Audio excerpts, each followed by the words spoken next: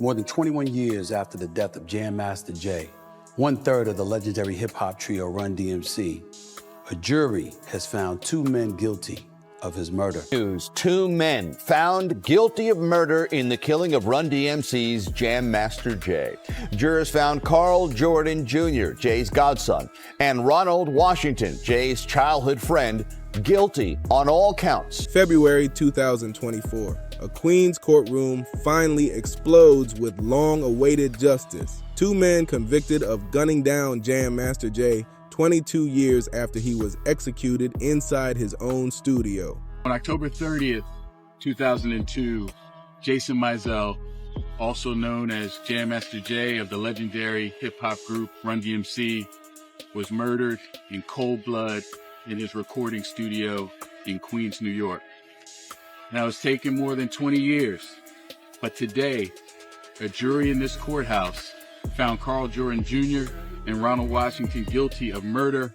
For decades, fear kept mouths shut, while whispers tied the killing to Queen Street politics and the infamous ambush on a young 50 Cent, sprayed 9 times just months before. What really went down that night?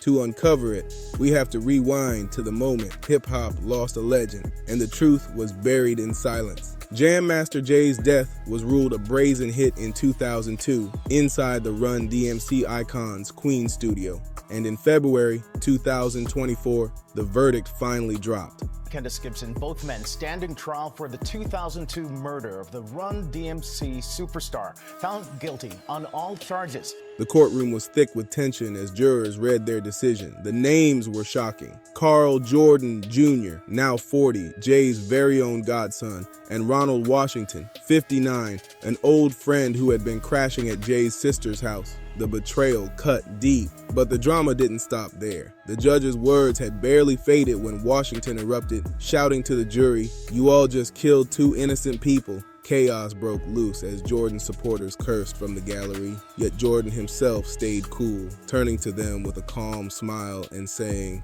"I love you all." Nearly 22 years of dead ends, whispers, and fear had locked the truth away. But now, the silence finally shattered. But this wasn't just the closing of a cold case. It cracked open a story that shook hip-hop far beyond one man's death. Jam Master Jay wasn't only the legendary turntablist of Run DMC. He was the gatekeeper who handed a young, unknown Queens rapper named 50 Cent his very first shot in the studio. Jay shaped his early sound, teaching him how to record, count bars, and structure songs. Before Get Rich or Die Trying, there was Jam Master Jay showing a kid from South Jamaica how to turn raw hustle into music. But the months leading up to Jay's murder were pure chaos. That same protege barely escaped death himself after being hit 9 times in a hail of bullets. And ever since, whispers have refused to die. Was there a connection between the near murder of 50 Cent and the execution of Jam Master Jay? Streets kept buzzing, saying the two events were tied by the same deadly politics. And when the verdict finally came down, 50's response said it all. On Instagram, he posted the news with just 3 words: "Welp." That's all, folks. R.I.P. Jam Master Jay, capped with a shrug emoji. A cold goodbye that spoke volumes. The world finally had names and convictions, but the motive, the betrayal, the shadows linking Jay's death to Queen Street politics, and to the rising star he once called family. Taking the life of the man known as Jam Master Jay, his real name, Jason Mizell, one of the founders of the groundbreaking rap group Run DMC. Drag us back to that chilling October night in 2002. It was a rainy Wednesday in Queens, the kind of night that turned Merrick Boulevard into a slick ribbon glowing under the streetlights. Inside the 24/7 studio, Jam Master Jay was chilling on the couch, controller in hand, playing video games with his friend Uriel Tony Rincon. Across the room, his business manager Lydia High sifted through paperwork. The mood was calm, familiar, safe. Nobody knew death was already creeping up the stairs.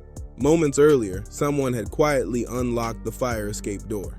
That man, later identified as Jay Bryant, vanished without a sound, but he had just opened the path for 2 others. Carl Jordan Jr., Jay's own godson, and Ronald Washington, a childhood friend, climbed toward the studio. Jordan walked in first. Jay's face lit up with family warmth, greeting him with a half handshake. Then everything flipped.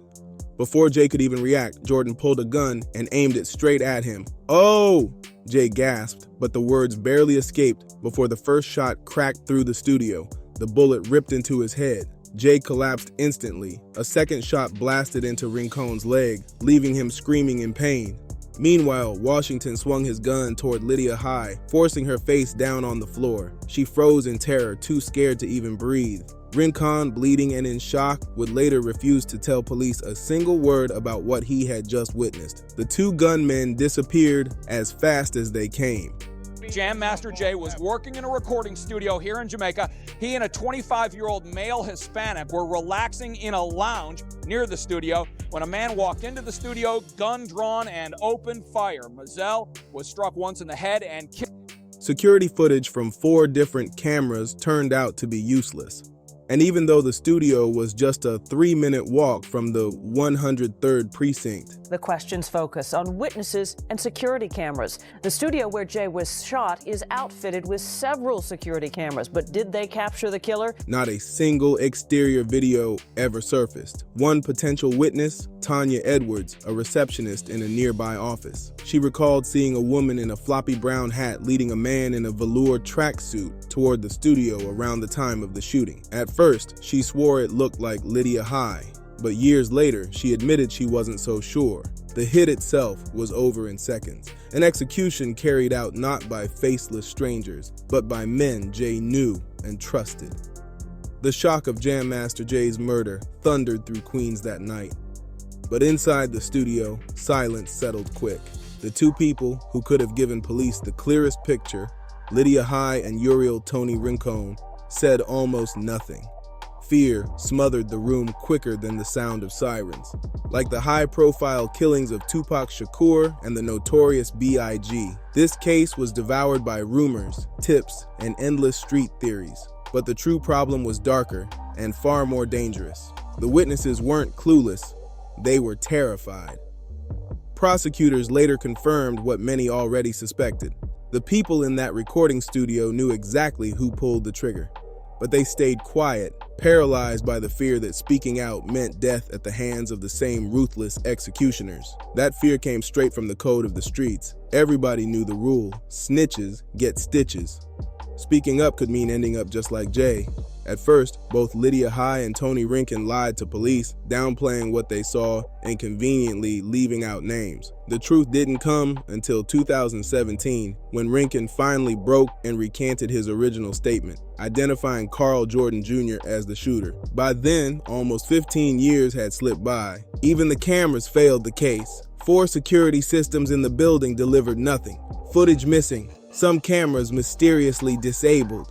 To Jay's older brother, Randy Allen, the conclusion was crystal clear. This had to be an inside job. Fear, loyalty, and betrayal had locked the case shut for years, leaving investigators chasing shadows. It would take decades of shifting alliances and a few brave witnesses finally stepping forward before the story began to unravel. And while the silence held, the streets filled the gap with their own theories.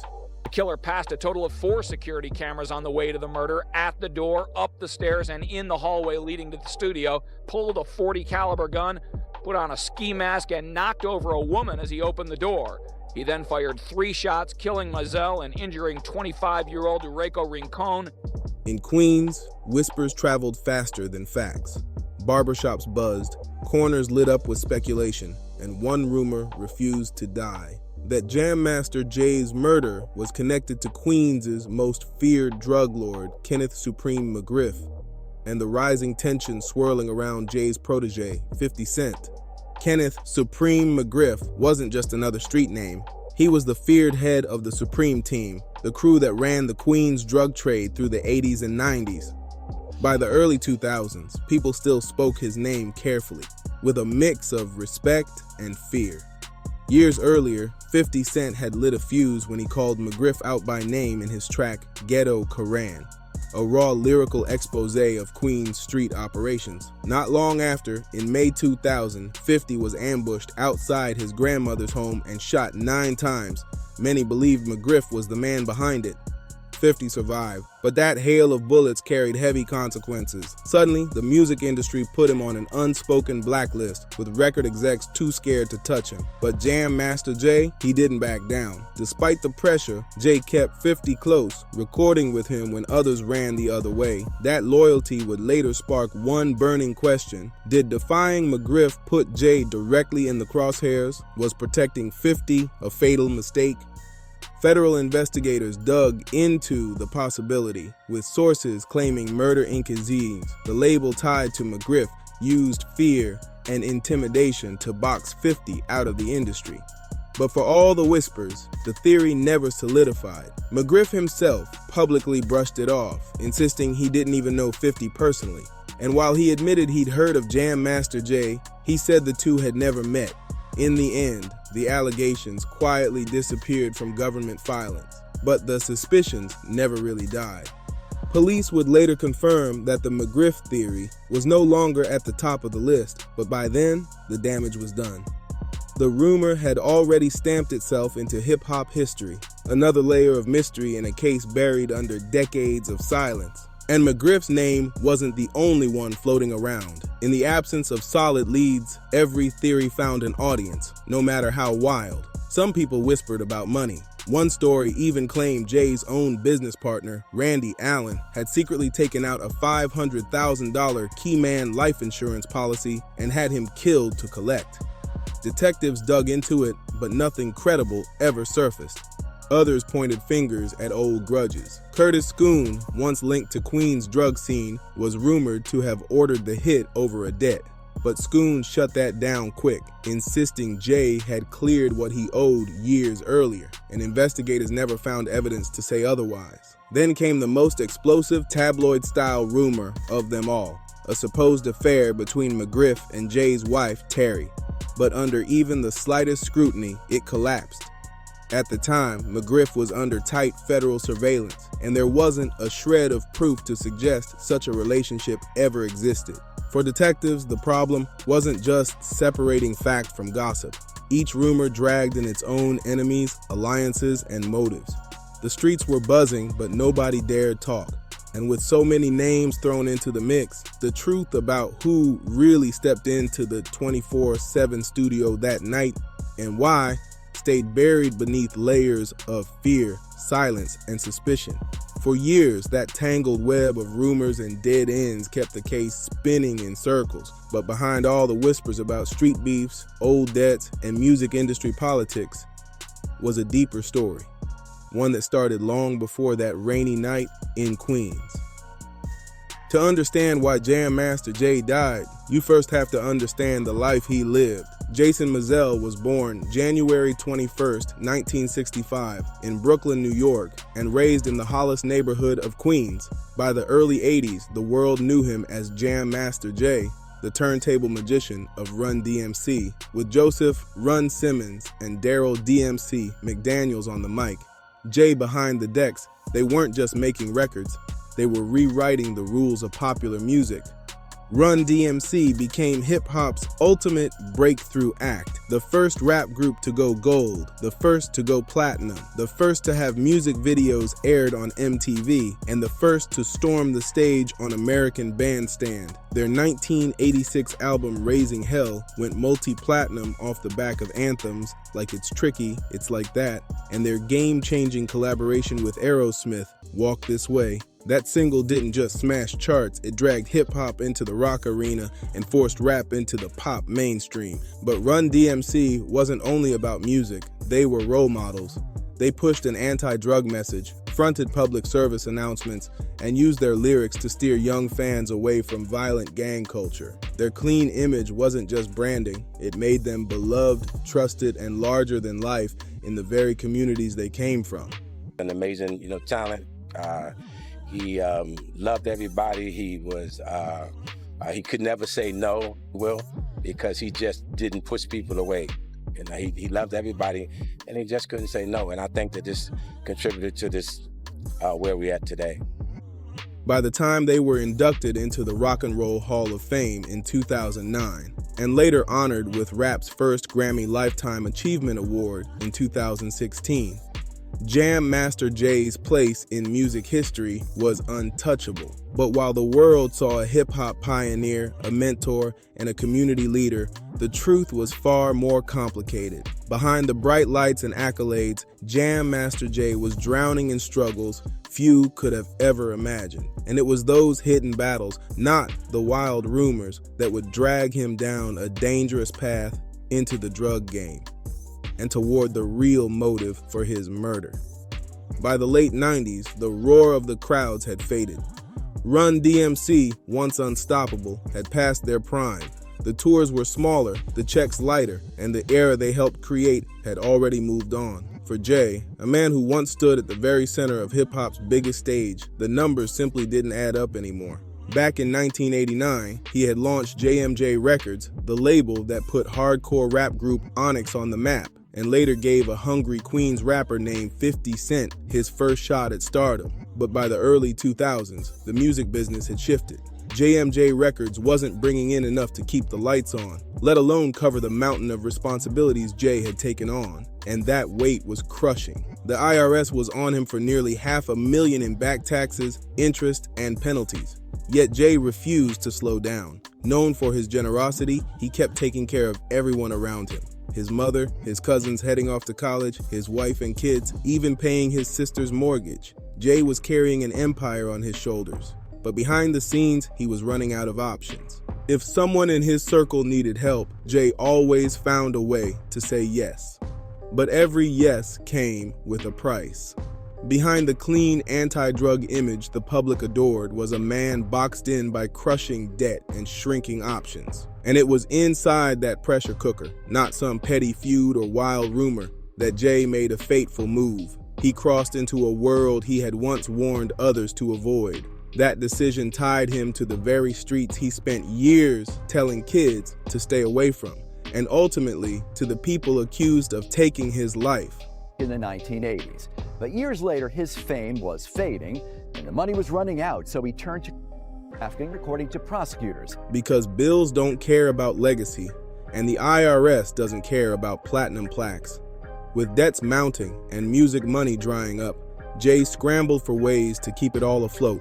The house, the family, the friends who depended on him. And according to prosecutors and trial testimony, that's when he quietly slipped into a role nobody could have pictured: middleman. Mizell had also been selling cocaine.